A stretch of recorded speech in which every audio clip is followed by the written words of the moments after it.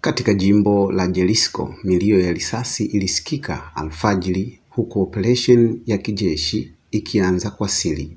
Lengo lilikuwa ni kumtia mikononi mwa vyombo vya dola mtu mmoja, Nemesio Oseguela Cervantes, maarufu kama El Mencho. El Mencho alikuwa kiongozi wa genge hatari la Jalisco New Generation Cartel CJNG, kundi lililokuwa miongoni mwa makundi yenye nguvu zaidi Mexico. Kwa mujibu wa taarifa za ndani zinasema operation hiyo ilifanyika eneo la Tapalpa baada ya miezi ya ufuatiliaji wa siri.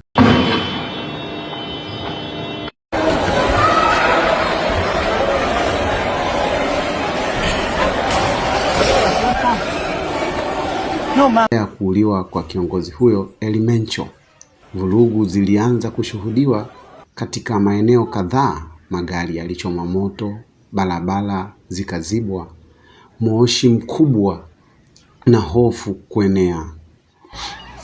Safari zote za ndege zilisitishwa haraka na taarifa zikatolewa kwa wananchi kutulia sehemu zilizo salama. Vyanzo vya ndani vinasema rais wa nchi hiyo Bi Claudia Sheinbaum ameondolewa nchini humo kufuatia vurugu hizo.